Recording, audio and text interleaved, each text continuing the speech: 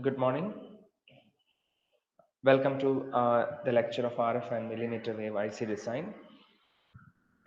So far, we dealt with the basic concepts and issues of RFIC, namely non-linearity and noise, and we covered both performance metrics in the first unit.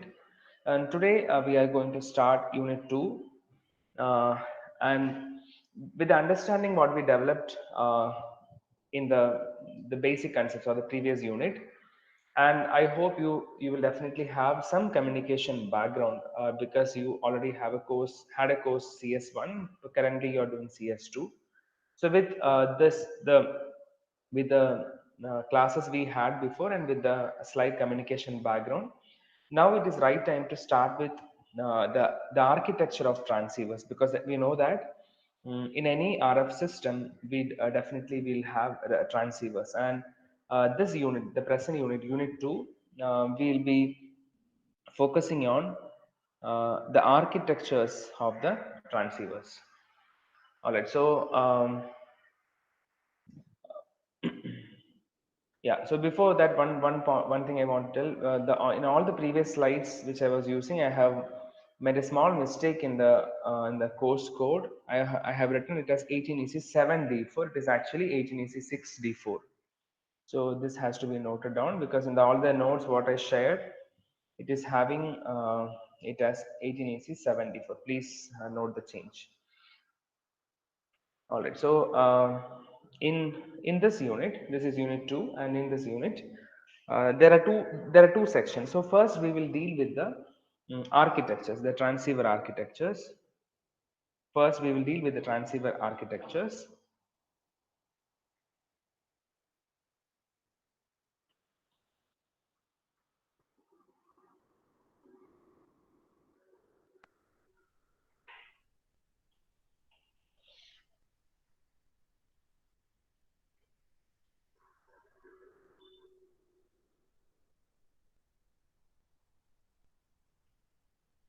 Yeah. So I hope you know that a transceiver, whenever we use the term transceiver, basically it is a combination of transmitter and receiver. So transceiver is transmitter and receiver. That is a transceiver. Now, you'll be we'll be discussing on various architectures. So I'll just list down what all things we will discuss for this unit. We will look at the architecture for receivers. Specifically, we will look at something called as heterodyne architectures. You would have definitely heard about the architecture called as heterodyne. Mm. Then we will also see something called as homodyne architectures.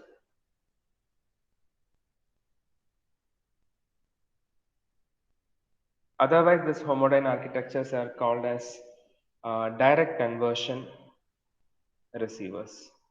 So the meaning is, in the first one, in the heterodyne architecture, uh, we will not be, so in receivers will receive the RF signal, and that will be converted into baseband. So in heterodyne, we will have something called as intermediate frequency. We will take the help of some frequency called as intermediate frequency, and that the conversion will happen from RF to IF and then IF to baseband. But in the case of homodyne receiver, we'll have a direct conversion from RF to baseband. We look at that in detail. Or here you will have a zero IF. You will not use an IF at all. Then another type of architecture what we will see is called as image reject receivers. So when we say image reject receivers, you should also know what is an image. Those things. Why we are starting from heterodyne architecture is actually to discuss about the different issues what the heterodyne architectures are having, and then moving on to different types. So image reject receivers, again in this we have two classifications. We will look at something called as Hartley architectures. We also look at something called as Weaver architecture. There are two different architectures in this image reject receivers. Now, so these all will be the architectures what we will see in the case of receiver. Now, coming to transceiver, we will quickly see two different types. One is for the direct conversion transmitter, and the other one is heterodyne transmitter.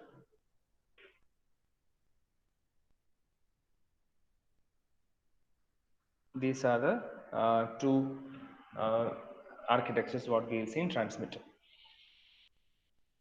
All right, so yeah, this is the outline of the discussion what we will do for the next couple of lectures. So we'll look at all the so what we will do for presently with this architecture, we'll try to understand the block level architecture. Now we will see the features, we will look at the spectrum, the problems, and the possible solutions for this architecture. And from next unit onwards, we will look at each circuit block in detail. So whatever we do in block level will be translated into circuit level from unit 3 onwards. All right, I hope that is clear. If there are questions, please you can use the chat box, and I'll be uh, I'll be discussing it if you have any queries. All right. So coming to so we are talking about a wireless communication environment, right? So we have to understand certain things, or we have to actually look at some general considerations of any wireless communication environment. So in today's class, we'll look at few terms. We will familiarize with few terms what we will use for the rest of the classes. Right. So generally, in general, a wireless communication environment, or the spectrum, the wireless communication environment is often considered as a hostile environment. So why we say it is a hostile environment is, we call this as a hostile environment for several reasons. So when we list the reasons, the main thing is uh, because you know that there are a lot of wireless standards available. There are a lot of lot of signals are being transmitted, a lot of signals are being received. So all these things, or this wireless environment itself will definitely give several constraints when we design a transmitter or a receiver. So what I meant here is, the wireless communication environment is hostile.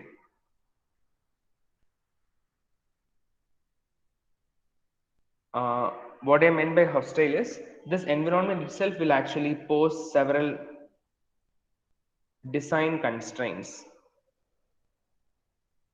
When you have a design for a transmitter, design constraints on transceiver. So let us look at few things, few important things. So one of the most important, or one of the most discussed constraint is that basically that originates from something called as limited channel bandwidth. Limited channel bandwidth. So when I use the term channel, you should understand. We'll discuss about channel in a little more detail soon after this. So channel is actually the frequency, the bandwidth which is allocated to a single user of any particular wireless channel. That is called as channel. The bandwidth which is allocated to a single user in a particular wireless standard. So what I'm trying to say here is, one of the major constraints of this wireless communication environment is basically from the fact that there is only a limited channel bandwidth. So a bandwidth allocated to a single user will be always limited. So if I take an example of a GSM communication, say for example, if I take the example of a GSM communication, the bandwidth allocated for a single channel is only around 200 kilohertz. The bandwidth allocated is only around 200 kilohertz. Now, what is the problem when you have a limited channel bandwidth? When you have a limited channel bandwidth, you have to, because the bandwidth available is only so much, so you have to perform all your operations within that bandwidth, right? So if you look at this, if you look at the diagram which is given here, you can see that this portion is actually, the first one is showing a part of transmitter where you have a power amplifier followed by a band pass filter, and through antenna the signal is being transmitted. Now you can see that there are, you can see different, this the amplified one, or the one which have a higher strength, is actually the transmitted channel, and you can definitely see some adjacent channels on this side and this side, right? So whenever we transmit an information, it should be from the transmitter side. So I'm talking here is by looking at the constraint that is originating from the limited channel bandwidth. On the transmitter side, whenever you transmit a data, you should make sure that or you should employ such techniques inside the transmitter such that the transmitted channel will be within the allocated bandwidth, or it should not actually, the channel which is being transmitted should not leak to the adjacent channel. So you can see that. So so if you do not have proper techniques, when I say proper techniques, you should employ a narrowband modulation or narrowband amplification methods in the transmitter side, such that the transmitted channel should be within the channel bandwidth. It should not actually leak to the adjacent channel. So if it is leaking to the adjacent channels, definitely we are actually creating problem to the next channel or the next user. That is something on the transmitter side. So what I can say is, transmitter should definitely employ narrowband modulation or amplification methods. So whatever we do within that particular transmitter should contain, or the signal should contain within the bandwidth, and we should try to see all the probable leakage to the adjacent channels. That is one side, one thing. Similarly, if I look at the receiver side, so we know that there will be whole bunch of signals available at the input of a receiver. So what you're seeing here, this is actually a part of receiver, the front end of the receiver. The receiver is receiving signals through the antenna which is available here. Now we know that the antenna will have the whole bunch of signals, because we know that there will be a lot of signals being transmitted um, into the air, and whenever you have a receiver antenna will be picking up, no, receiver antenna will not be able to pick only the channel which is being should be processed by the that particular wireless standard. Rather it will be having whole bunch of signals. So you can see different signals available here. Say for example, this is what the desired channel is in this particular case. So F1, around F1, you have a modulated signal which is transmitted, and that is what the desired channel is. So a receiver should definitely employ something at the front end which can select only this particular bandwidth. So we generally employ something called as a band pass filter. So apart from this this desired channel, all others are interferers. All other signals which is coming next to this desired channel, all are interferers. And we do classify interferers into two. We call something called as in-band interferers, and we call something called as out-of-band interferers, right? So at this particular, okay, we'll talk about in-band and out-of-band interferers soon. So from this, what you can see is, this is a desired channel, and this is the response of the band pass filter. But definitely there are adjacent channels, then alternate adjacent channels, a lot of other components will be there, and those are interferers for this particular receiver. Now a receiver should definitely employ, so what a receiver should do is, or what is a challenge from the receiver side is, receiver should be able to process the desired signal. They able to process only the desired signal, and it should actually reject the in-band or out-of-band interference. So from the receiver side, the problem is, or the constraint imposed by limited channel bandwidth will lead to sufficient rejection of interference, either in-band or out-of-band interference, and process the desired channel. Right. Are you guys with me? Are you guys able to follow what I'm trying to say here? Yes, sir. Can I get some response in the chat box? All Yes, right. sir. Yeah. We are able to hear. Right. Yeah, so what I was trying to say here is the limited channel bandwidth will definitely impose several constraints on the design of a transmitter as well as receiver. And as we just saw, this is one thing. So a narrowband modulation or amplification method should be employed in a transmitter in order to avoid a leakage to the adjacent channels. At the same time, a receiver should be able to process the desired signal, rejecting the out of band interference or the in band interference. So for that, if a receiver should reject the interferer channels, then the main role should be done by the filter which is sitting in the beginning. And but definitely we do. So I hope you remember the filter characteristics, or when you talk about a filter, we also talk about something called as selectivity of a filter, and that is often expressed by something called as Q factor or quality factor. Right. So to quickly bring in the relation, Q factor is related to the center frequency and bandwidth as follows. Right. Now, one thing to understand is, so when I say we have a filter with a better selectivity, better Q factor, we can definitely we can select the appropriate channel or the desired channel. But one difficulty here is um, we do have a difficulty in realizing. So realization of high Q filters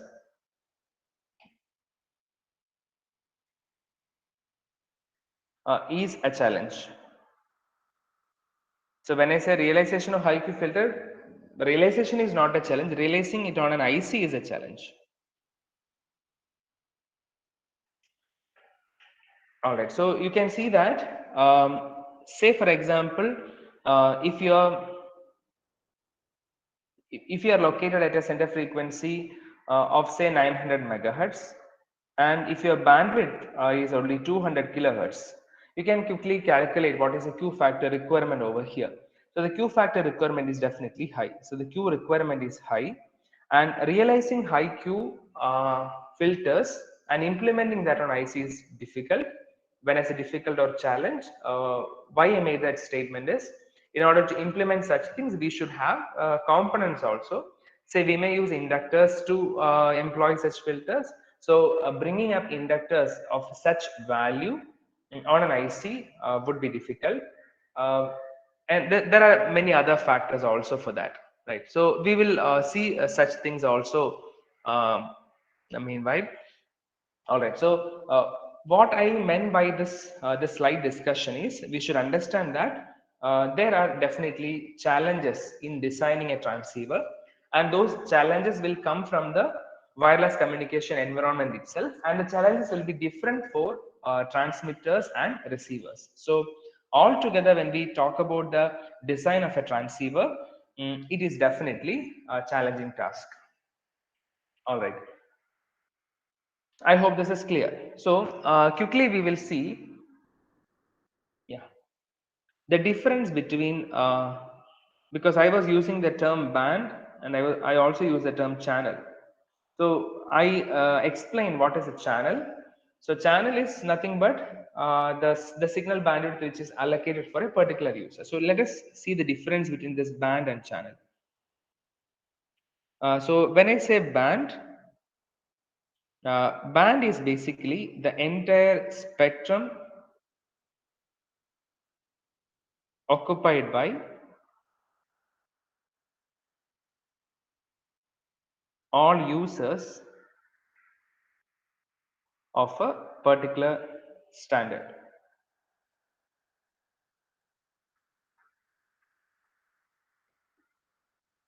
So the entire spectrum occupied by all users of a particular standard is called as band. And say for example, if I take the previous GSM, GSM band is identified from 935 megahertz to 960 megahertz. This is the GSM band. All right. Now, when I talk about channel, as I previously mentioned, channel is the signal bandwidth of a single user.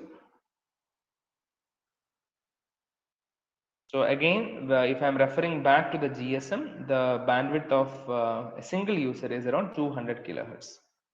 So this is what a band and this is what a channel is. And now the range or the band and the channel will be different for different wireless channels. So I have just taken an example of GSM here.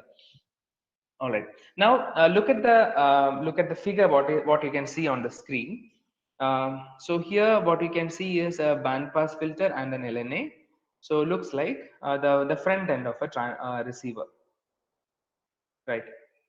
Now, what you are seeing on this side, what you are seeing here is the whole bunch of signal which is available at the input of a receiver. So if you look at this part, this is the antenna. Through antenna, any wireless transceiver or any receiver will receive definitely a whole bunch of signals.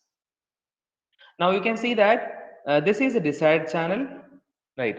And all the other black stuffs, what you can see are interference. All the other things are interference. Now,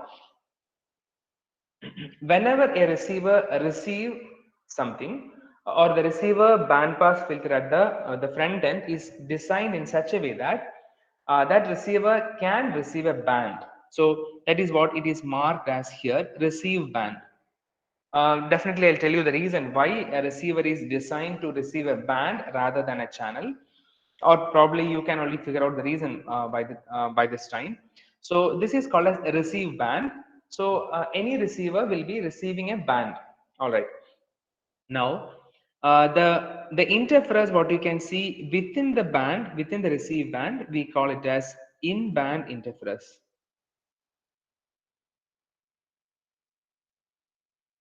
The interference which are seen within the receive band or within that band is called as in-band interference, and out of that whatever we see we call this as out of band interference, OOB, or we call it as out of band interference.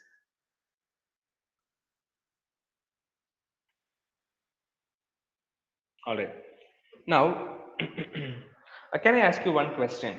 So why we are not focusing on selecting why the band pass filter is not designed to select a channel rather than a band? Sorry, why it is decided to select a band rather than designed to select a channel?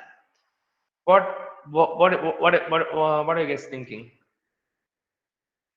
What can be the reason? This is in general. In general, any receiver will be designed to receive a band rather than a channel. Can I get some response in the chat box?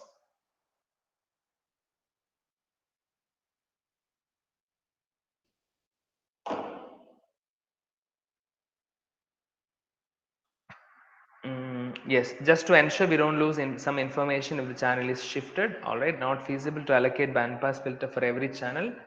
Yes, that is also right. Any other reasons?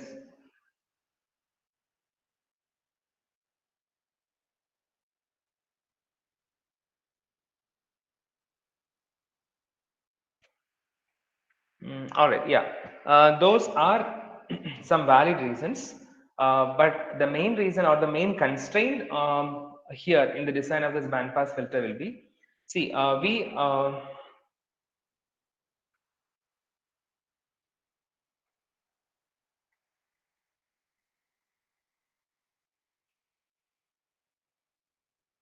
all right. So now, say for example, if we want to receive the channel, let me write the Q here. So the main reason is with respect to the Q, you know that Q is F naught by bandwidth, right? So directly we can see, if I try to receive a channel here, the Q factor requirements will definitely go high than receiving a band, because when I try to receive a band, the Q factor requirement is slightly small, right? So in certain cases, the Q value may reach very high, so that those things cannot be those things cannot be practically like available also. So such things also can happen. So the main reason is because of the high selectivity demands or the high selectivity requirements of the filter.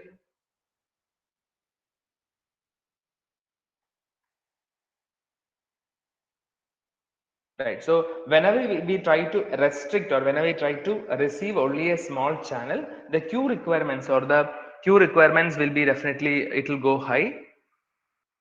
Yes, Vinod. Yeah, I saw it. Bandwidth of band. Yeah, when you receive a band, you will have a larger bandwidth. So the Q requirements will automatically go down. That is one of the main reason. Right. So by making that statement, what I meant to say here is we always go for something called as, or there is something we need to understand that there is something called as band selection and channel selection. Right. So why did I say there is both band selection and channel selection? Because if a receiver want to process a particular desired signal, it should actually select the channel.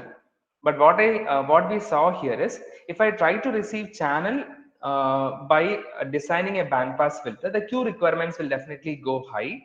So if such high Q requirements, if it is not able to like implement practically, it will be very difficult. So for that reason, we do band selection in the initially we do band selection, and later we will shift, or later we will do channel selection down the line in a transceiver.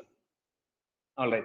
So I hope this is clear. And for this, in order to relax the requirements of the filter, in order to relax the selectivity or the Q factor requirements of a filter, we do band selection first and then we do channel selection. Or this is basically done by the process of heterodyning. Now there will be some other questions coming to your mind. How is it possible? Yes, definitely this is possible. Heterodyning is possible. Now then another question can we directly select the channel? Yes, definitely we can. There are methods. Even in the case of homodyne transceiver, we are actually doing a kind of that. So we will come for that discussion a little later.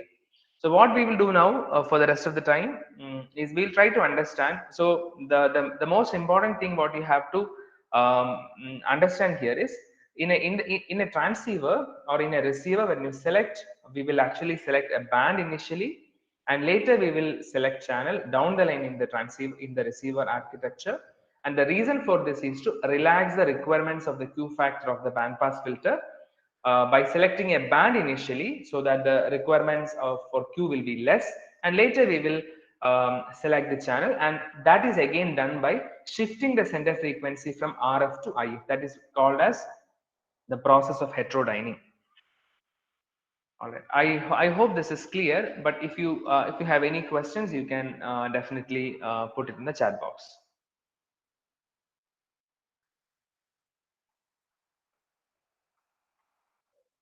All right.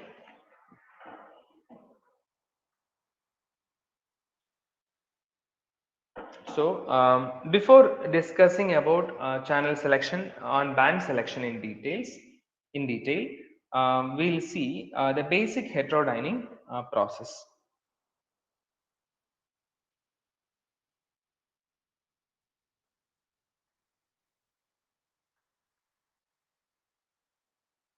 The basic heterodyne receiver.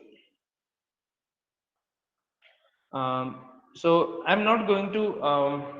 Yeah, first we will see the process of heterodyning. So what do you mean by heterodyning, or what do you understand by the term heterodyne? Can you respond in the chat box?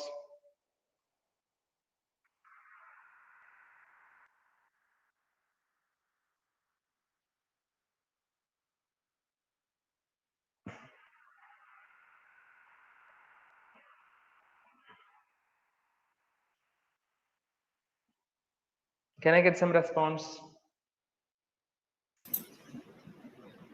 Yes, sir. Yeah, please do respond in the chat box. Yes, channel and band selection. All right. Has IF output. Yes, that is right. Yeah, the basic meaning of the meaning of the word, the term heterodyne is, hetero means we know it is different, and dyne is basically called as mixing.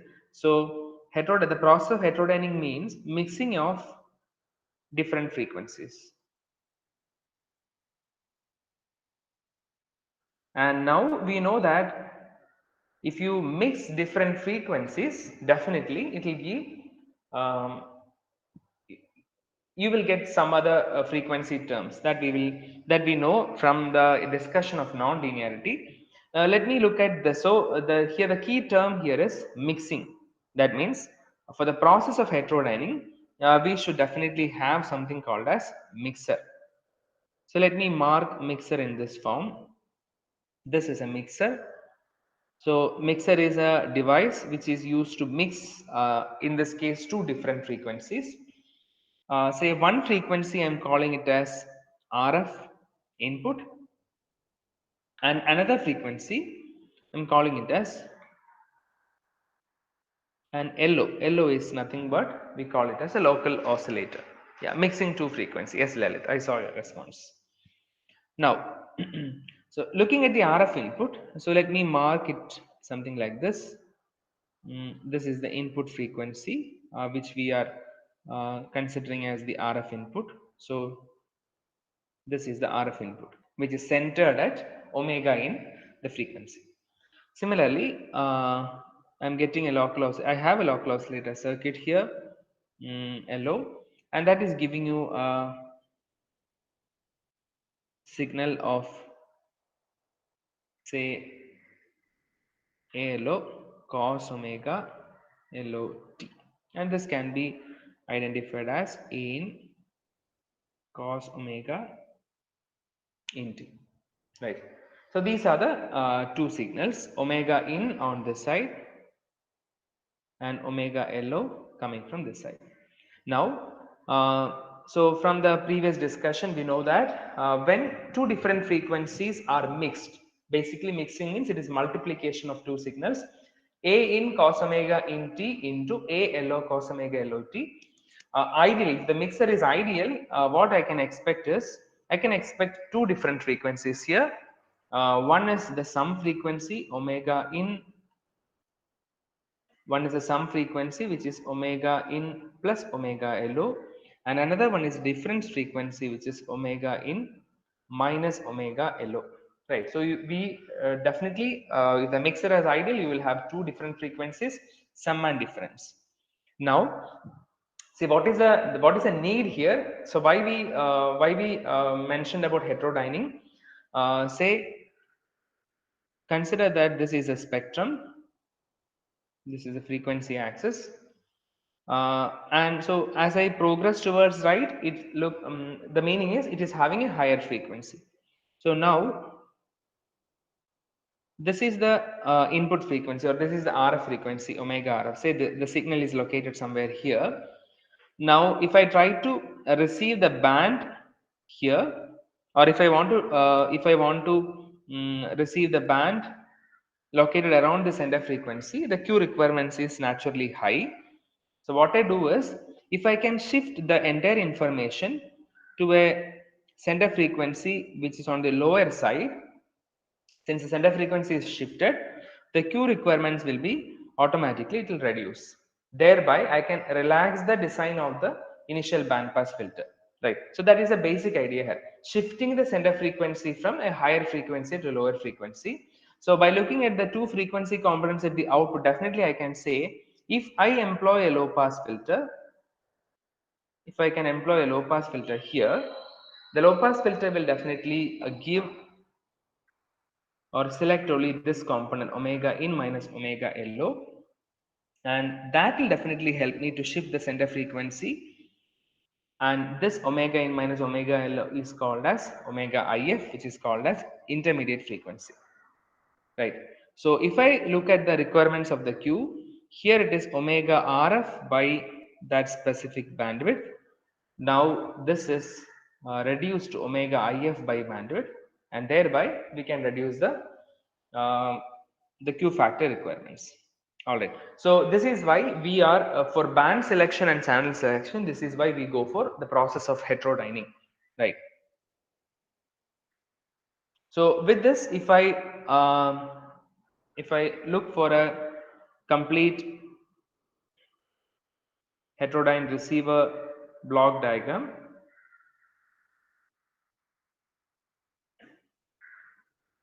we'll have initially through an antenna we'll receive the signal. The first will be a band pass filter which will receive the band of interest. So here I mark it as omega in. This also will be omega in the center frequency. Then it will be amplified by a low noise amplifier because the signal received will be definitely weak, and the rest of the we need to use an amplifier, and the requirements of that amplifier should be, the amplifier should not actually give much noise to the system, or the SNR should not be degraded much. That is why we use something called as a low noise amplifier which can add very less noise to the system. Followed by, we will employ this heterodyning stuff. So here it is omega in, here this will be omega LO, and at the output you will have both omega in plus or minus omega LO, which will be filtered by a low pass filter, so that here you will get only omega in minus omega LO. That is called as intermediate frequency omega IF. Then we will employ on other amplifiers for the requirements. We call it as intermediate frequency amplifier, and then we'll have the basic demodulation circuits in order to convert this into the baseband, the baseband signal. So this is the very not the crude way, but these are the essential elements of a very simple heterodyne receiver. Now, when we talk about receiver architectures, we will see that okay, these are the problems with this receiver architecture. How can we overcome that? So, what way we can bring up other architectures? So, in that way, only our discussion will definitely progress when we uh, go ahead. Now, one thing I want to point here is you can see that there are two filters here basically. So I'll say this filter will be named as band select filter, because we know that at the input of any transceiver, any receiver, it will receive a band in order to relax the Q requirements. Now this one, the second one, what we have here is definitely a channel select filter. Why I can say, or how I can say this is channel select filter, is because the center frequency is shifted from a high to low frequency. Now you can target for a channel. Still, the requirements of the Q or the filter design, there are certain, definitely some relaxation received by the process of heterodyning. All right. So I hope this heterodyning process and this simple basic architecture is clear. I want to bring in one more, so one more thing here. So here you saw that at the output of an ideal mixer, you have sum and difference frequency. And when I use this difference frequency, we call this as down conversion. Whenever we use this sum frequency, we call this as up conversion. So down conversion, the process of mixing or this down conversion mixing is done in a receiver, and this up conversion is done in a transmitter.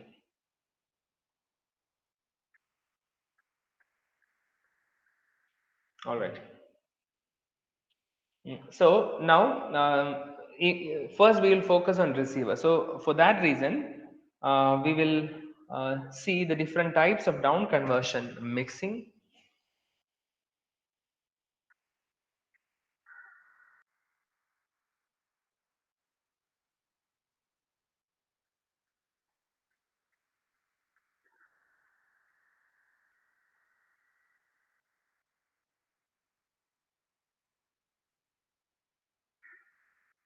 Down conversion mixing.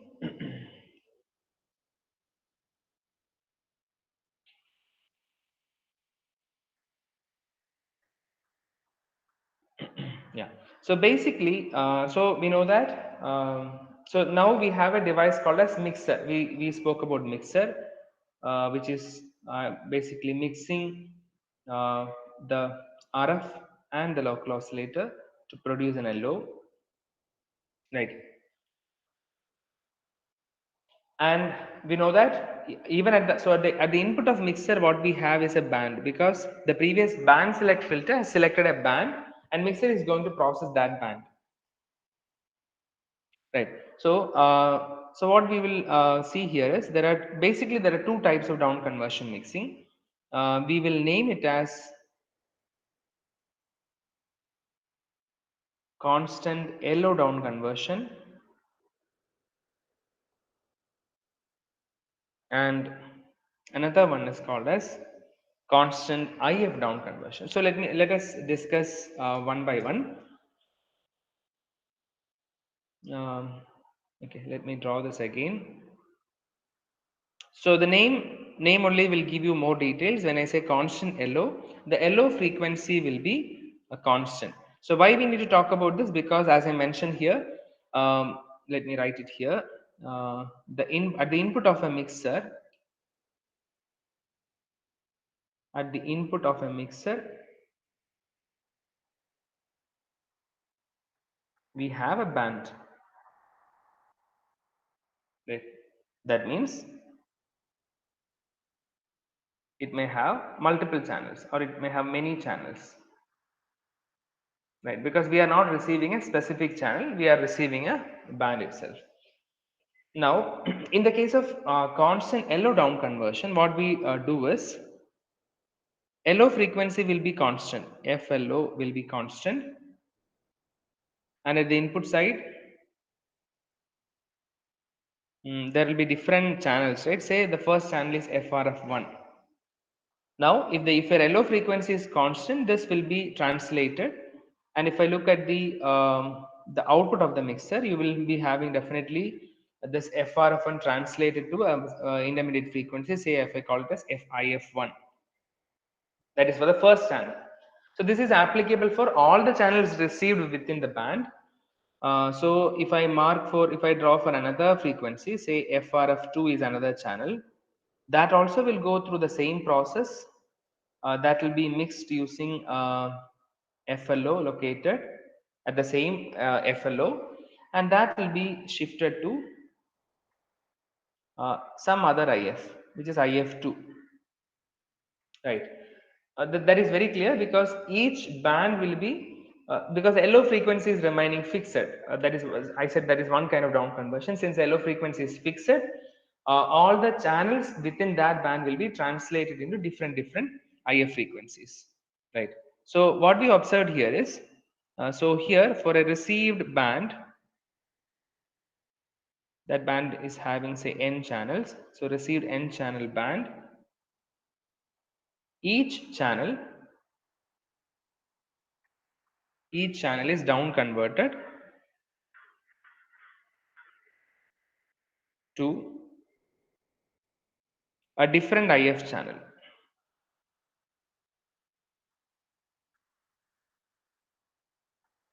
Different IF channel. Why different IF channel? Because the LO frequency is remaining constant. That is, LO is constant. That is one type of down conversion. Now, I think you can guess what is the other type. You kept LO frequency fixed now. Now we can target, if there is no control over the RF or the input side, right? So we can have, or we can try for other thing, which is by keeping the IF frequency constant. So that is a second type. We have the option of keeping IF also constant. We call it as constant IF down conversion mixing. Constant IF down conversion. So there what is happening is, say you have the mixer and mixer will have the input, say the first channel at FRF1. Now our target is to keep the IF frequency fixed, right? So I have a fixed IF frequency. Now to make this possible or to translate all the channels within the band to that specific IF, we have to keep varying the local oscillator frequency. So that is what we have here. We have to use FLO1 for this. All right. I need to keep changing the local oscillator frequency in order to translate all the channels within that specific band to a single IF frequency. So this is the first case. So say for example, if I have another channel FRF2, when I do this down conversion, I should definitely supply a different local oscillator frequency. Different in the sense not totally different. I'll have to give a slightly different LO frequency to match and to get the same IF frequency. Right. So you may be wondering why we need to do this. So there are obvious reasons for this. In the first case, when you have a constant LO down conversion, we are generating different IF frequencies. So when you have multiple IF frequencies, we know that. But if you look at the simple block diagram of this transceiver, of this receiver, so after this stage or after this after the generation of the IF frequency, we do definitely have some more circuits in order to get the baseband signal. We do have IF amplifiers and several demodulation circuits. Now, if your intermediate frequencies keep on varying, then the IF path or the rest of the IF path also need to process or need to deal with the different IF frequencies coming over there, right? So generally, in order to keep the design of this IF path simple, we always go for this constant IF down conversion. The reason is to simplify the design of IF path. To simplify the design of IF path, we prefer constant IF down conversion.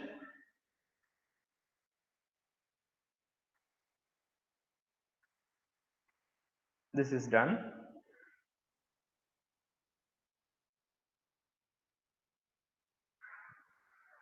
All right. So what is the problem in the previous case? If the IF frequencies keep on changing, then definitely IF path will need a filter with a variable center frequency to select the different IF channel which is required, right? So for that specific reason, or to make the or to keep the IF path design simple, we generally go for a constant IF down conversion. And yeah, so that is one key point here when you have two different types of mixing possible. All right.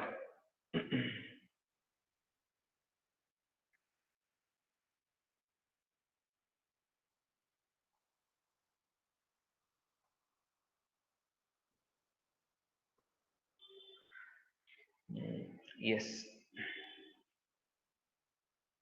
And now with this in this now we have to discuss one more thing. We call it as, yeah, so let me point out this also here. So if you have a constant IF down conversion, uh, no need of a filter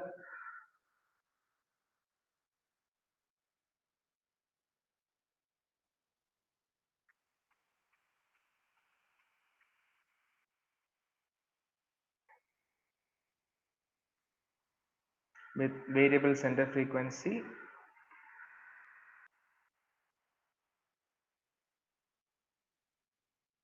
to select the IF channels of interest.